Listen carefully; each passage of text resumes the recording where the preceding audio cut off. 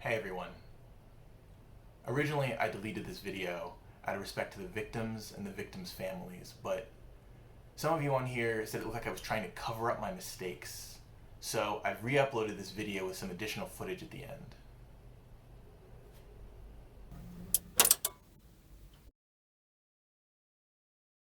In 1984, the biggest computer company in the world wasn't Apple. It wasn't Microsoft and it wasn't IBM either. It was a little company called Commodore. Their Commodore 64 sold over 12 million units in the US alone, and at its affordable price of $200, it's seen as being responsible for bringing personal computers into the homes of middle and working class people priced out by the expensive Apple, Atari, and IBM competition. Additionally, the system hosted some of the most important innovations in video game history. Maniac Mansion, Impossible Mission, Lode Runner, and more carried the American video game industry through the crash of 1983, kept the door open for Nintendo, and created the very concept of a PC gamer as we know it. However, the company, under CEO Jack Tramiel, was also responsible for some of the most barely legal corporate espionage and vertical integration schemes of the decade. Jack's move was to go out to parts manufacturers like he had a huge order he needed filling immediately. He would order parts worth more than the value of the company and refuse to pay in advance. These companies would fail to fill the order and go bankrupt. Jack would then buy them for pennies on the dollar, make them a part of the Commodore supply chain, and forgive his own debt. To be totally fair to Jack Tramiel, after the Commodore started to skyrocket in popularity, who can say whether or not he meant to bankrupt all those companies? But the fact remains, these people saw something in a relationship with Commodore, something that could help them, and unfortunately their trust in that relationship swallowed them whole. I wonder if that has anything to do with what the rest of the video essay is about.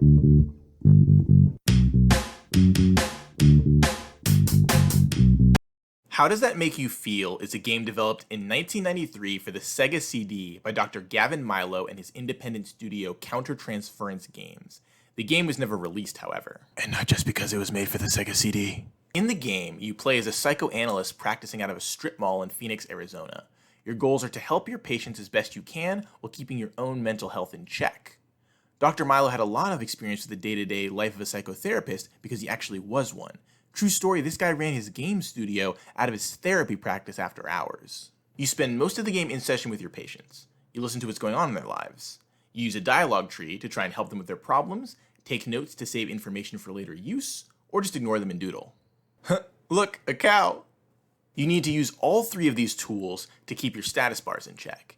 You have a stamina meter that lets you know how much energy you have left in sessions. If you spend the whole time in your first sessions taking notes, you're going to be too tired by the end of the day and run out of stamina. But you also have a trust meter that measures how the session is going. So you have to do some doodling to keep your stamina high for the day, but if a patient notices you're not paying attention, or if you don't have access to the right information from taking notes, they're not going to trust you anymore. Today has been terrible, actually. The morning started out so normal. It was weird. I just got out of bed at my normal time, made my bed, got dressed for the day, went to the bathroom, brushed my hair, brushed my teeth. It started going downhill, I guess around breakfast time. Yeah. When I went downstairs and made my bowl of cereal like I do every morning, I ended up using the last little bit of milk, which wasn't even enough milk to make my cereal complete how I like it. The game really tackled some serious mental health issues. There are patients dealing with depression, social anxiety, and kleptomania, among other problems. That stuff may be in vogue now, but the most popular game on the market when this one was made was about a guy shooting demons from hell in a series of gray hallways. It really goes to show what you can do with a form of entertainment people don't traditionally take seriously. Store I worked at, I got caught stealing this like $60 denim jacket or something, and my manager, she was like gonna try and call the cops on me, and she obviously fired me, and she was gonna fine me and do all this stuff, and I was freaking out. I was like, no, please don't do this to me, like I swear, like it won't happen again, like here's your money back, here's the jacket back, like please don't ruin my life. The game was also solidly ahead of its time when it comes to menu design. You start each week by setting your schedule. You get little profiles of your patients telling you how much stamina they usually take and their current levels of trust for you, so you can be careful not to schedule too many difficult patients in a row. There's even a storyline in the game where if you pay close enough attention, you realize two of your patients would be perfect for each other, and if you schedule them next to each other for a few weeks, they'll eventually start dating, and you'll hear about it in future sessions. The game also lets you start each day by affecting your own mental state, and this is where things really get interesting. You start the game with the ability to drink coffee and take ginseng pills. Coffee will increase your overall stamina in the first half of the day, but it runs out much faster in the second half. Ginseng makes note-taking no longer cost stamina, but it puts your trust meter close to 0 because you make less eye contact with the patients. It's that kind of detail that really endears you to the game, even as it gets more difficult. And boy does it get more difficult. After a while, the game makes it basically impossible to get through the day. You'll start barely finishing sessions, and you'll even start to lose patience. So soon the game will allow you to take on more ways to alter your mental state. After you lose your first patient, the game lets you start drinking alcohol before work, which works a lot like a next level version of the coffee. Ginseng is also replaced by Xanax from some samples pharma reps give you in a cutscene. These new substances also come with the added risk that if you lose a patient on these, they can report you to the licensing board, and that's an automatic game over. How Does That Make You Feel was like nothing else in 1993. As you descend into alcoholism and pill addiction, your office will get more and more run down. Also, unlike most games of the era, you're never able to see the therapist's face, even in decals in your HUD, which I think allows you to more completely immerse yourself in his actions and not be able to separate yourself from him. I also cannot overstate how out of the ordinary it was for a game to be focused on trying to help good people get better, as opposed to trying to hurt bad ones. That moral complexity is something I want to talk about by homing in on the story of Lily and Chloe. Remember how earlier I said that you could make two of your patients fall in love with each other? Well, that's Lily, who seems to be one of your easier, if more neurotic patients, and Chloe, who has severe social anxiety. If you get them together, you see Chloe's mood seriously improve as the game progresses.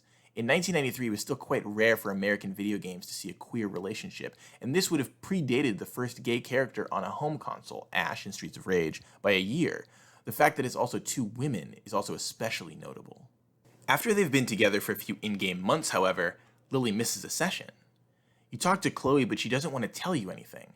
After a while, if your trust with her gets high enough, she confides in you that Lily committed suicide. She was so severely unhappy and you had no idea. That moment is such a punch to the gut.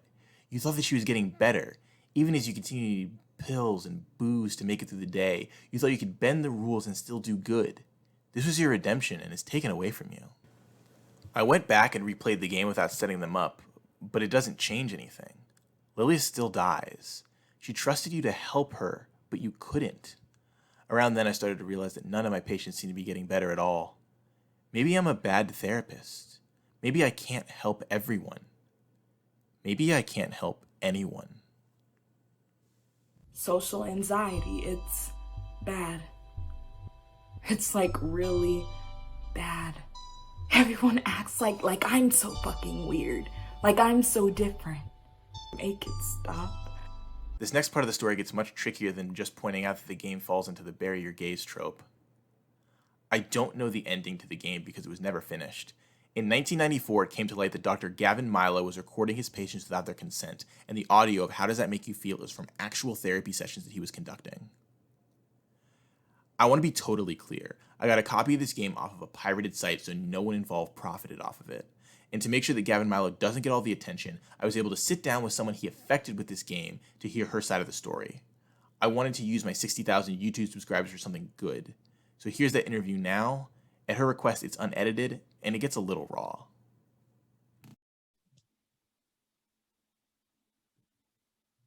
Could you state your name, your background, and your connection to How Does That Make You Feel?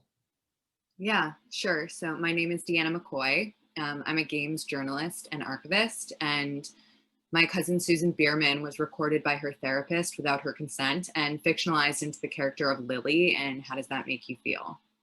Thank you. Could you tell me the story of how you became aware of your cousin's unwitting participation in the game? Sure. So in 1993, I went to E3 for Nintendo Power, which was an easy gig. I was mostly there to cover the third-party stuff. I hadn't been sent an advance copy at the office.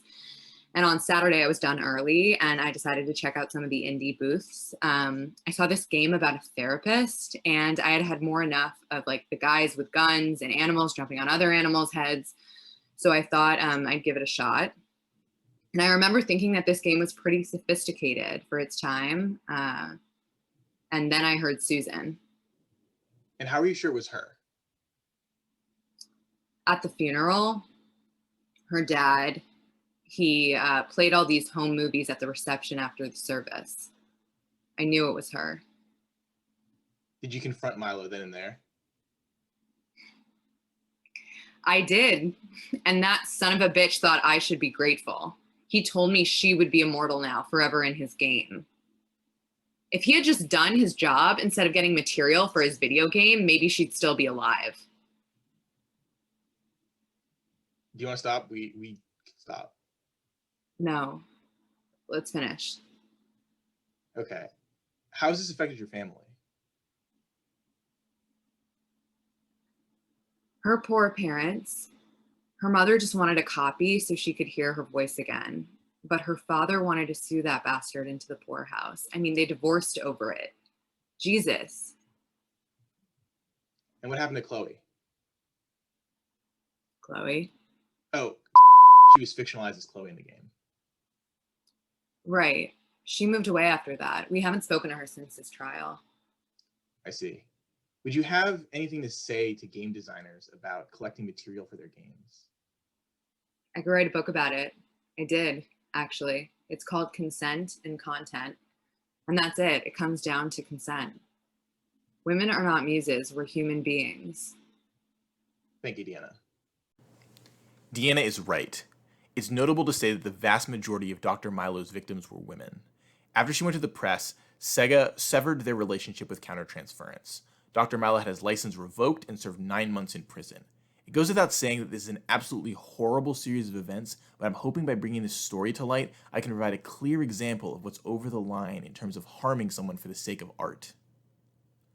Help ceases to be so when it benefits the person providing it as much as or more than the person receiving it. It was true for the companies bought out by Commodore, and it was true in How Does That Make You Feel? And it was unfortunately true for the victims of Dr. Gavin Milo. As feminist philosopher Julie Ann Springer points out, genius is traditionally coded male, while inspiration or muse is usually coded female. The dangers of trusting someone, usually a charismatic man, with your time and your trauma cannot be overstated. I just hope we all take some kind of lesson from this terrible, terrible tragedy.